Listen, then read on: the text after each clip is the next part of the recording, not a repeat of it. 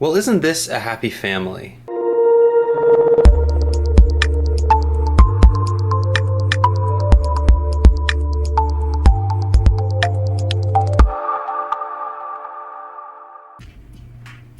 Today I'm looking at the Moto X Play and comparing it to the original Moto X and the Moto X 2014, the second generation version. Now, if you've been following along with the travails of 2015 Motorola, no longer owned by Google but now by Lenovo, you'll know that the company announced three phones last month: the Moto G 2015, the Moto X Play, which we have here, and the Moto X Style, which is a slightly higher end version that won't be coming to Canada in the near future. What we're seeing in front of us is the Moto X Play, which for about $400 outright and probably between $50 and $100 on contract, maybe even $0. The successor to the second generation Moto X is slightly bigger, has some regressions, if you would call them that, but a bunch of really nice enhancements too. So we'll be taking a look at all three versions and comparing them side by side. So first of all, we have the original Moto X. Now this is the white version, my favorite model. It's 4.7 inch screen, is still one of my favorite from a screen to bezel ratio. It's usable in one hand, it's light, it's sturdy, it's made of reinforced plastic, but it doesn't have that same high quality feel as the second gen version. Now the second gen version emerged last September, and it was a big upgrade in terms of overall build quality. It had a much better camera, a 13 megapixel camera, had a reinforced aluminum frame, and it overall improved many areas of the original, including in performance, with a Snapdragon 801 processor, 2 gigs of RAM, and 16 gigs of internal storage. No micro SD slot to speak of, but Motorola thought that most people would be happy with 16 gigs. Now, there were a lot of people unhappy with the fact that it didn't have expandable storage, and that's why that was addressed in this most recent model, which we'll take a look at in a second. Of course, all things proven, the Moto X 2014 did have some drawbacks. That camera didn't take great photos in low light, actually took quite bad photos in low light, and battery life with a 2300 milliamp hour cell was slightly, unfortunately, terrible. It just didn't last all day. So here we have the Moto X Play, a much bigger battery, 3640 milliamp hours, huge battery cell. It's got a slightly larger 5.5 inch 1080p display, still the same resolution, so lower pixel density, but this is a higher quality LCD panel versus the OLED panel on the first and second generation models. And it still maintains most of what made the Moto X 2014 really great. For example, it has Moto Display. Pick up the phone, you see your time and notifications, but this is an LCD panel, so the blacks are not entirely black, but it is a much more efficient panel, and the colors are a lot more accurate versus the 2014 era OLED display. A lot of speculation was made that Motorola merely bought a bunch of the leftover Samsung Galaxy S4 panels from Samsung and put them in the Moto X 2014. So the colors, the viewing angles weren't great for the time when it came out. Now, the Moto X Play obviously is an upgrade, and you can see immediately that the build quality is just as good, if not better, than the second generation version.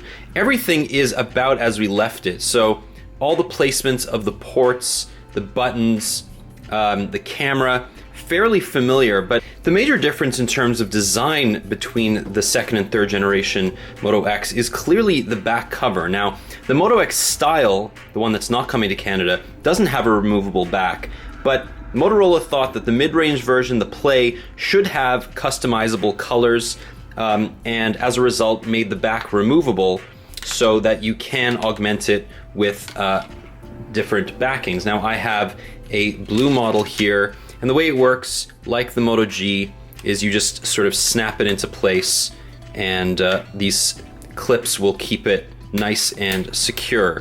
Obviously, like most physical objects, it's not going to be quite as secure as a non-removable back. And you can see here that this one is a little bit finicky. It doesn't fit quite as well, but I'm told that this is a prototype or pre-release version of the smartphone, which is why things aren't quite fitting together on the blue version as they should. But it looks really nice. It's got this textured design that makes it really nice to grip, and it overcomes or compensates for the larger chassis itself. The main upgrade as well that you'll see is the 21 megapixel camera with dual LED flash. The 21 megapixel camera is the same on both the Moto Play Style and the Moto X Style and the Moto X Play. And the only difference that I can tell without using the Style is that the more expensive version has phase detection autofocus, which this one does not. But they both have very sharp f2.0 lenses, very fast, and we'll show you comparisons with the Android leader Galaxy S6 in another video. But this is a really nice camera that takes some great photos inside in relatively good light, and even in poor light this is far better than the second generation version. So you can see here major differences in back designs. Obviously that really nice dimple that you can rest your finger on has returned, and this version is much more like the original in terms of feel than the second generation version, which seemed to inform the Nexus 6, and I think that they were built in tandem, which may have been why the second generation version deviated so much in design. But you can see just how much bigger this Moto X Play is from the original Moto X, and also comparing it to the second generation Moto G, you can just see how closely aligned they are in terms of design. The texture backing's slightly different, but still comparable. You can see there, it's a more subtle texture on the back here of the Moto G, but the Moto X still has a very familiar feeling after using the Moto G for a few weeks. Now, the one thing that I can tell you though is that unlike the second generation Moto X, the Moto X Play does not have the infrared sensors that will automatically pick up your hand movements to turn on the screen. So you'll see here with the Moto X second gen, when I pick it up, it turns on, but also when I just wave my hand, it turns on. Now, Motorola must have felt that the benefits did not outweigh the cost in adding those 4 infrared sensors back into the Moto X Play. I'm not sure if they're in the Moto X Style. We'll find that out in September when it's launched, but as of now, that is a slight regression. Now, the other slight regression that most people won't really care about is the fact that the chip inside the Moto X Play, the 64-bit octa-core Snapdragon 615, is actually not any faster and in many ways slower than the Snapdragon 801 inside the second gen Moto X. Now, again, it benchmarks about the same. Multitasking or multi-core benchmarks are a little bit faster because of those extra cores, but the design of the chips themselves mean that they're not quite as efficient as the 32-bit cores found in the second gen Moto X. Again, I've been using the Moto X Play for about a day and a half now, and performance is better subjectively than on the second gen Moto X, and I'm not sure how that's going to hold up over time, but from what I can tell you, it does not seem to be any slower. In fact, it is a little bit faster, and that's actually quite reassuring. Both of these are running Android 5.1. Both of them have the same Motorola features in terms of actions. You can open the Moto app here and compare them. Both of them have Moto Assist, Moto Actions, Moto Voice, and Moto Display. Now, Moto Assist has been slightly altered from the last generation version. It was pushed out as an update over the air. Now, what you can see here is that you can add a custom place from the Moto Assist menu, which you couldn't do in previous versions. So software-wise, they are largely identical, and you can see here, hardware-wise, they're pretty similar too.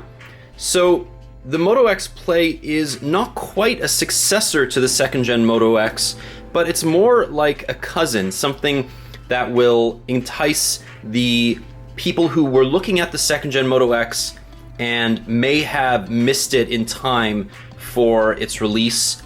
And it's similar to the way that Motorola updates the Moto G. The updates themselves, the internal updates, are not as significant as, say, many phones that go from generation to generation, but they're iterative and they make sense. And if you're looking for a particular device from Motorola, the Play is a worthy successor to the second-gen Moto X. So this has been Daniel from Mobile Syrup. Thank you so much for watching. Check out the Moto X Play when it arrives in Canada sometime in August.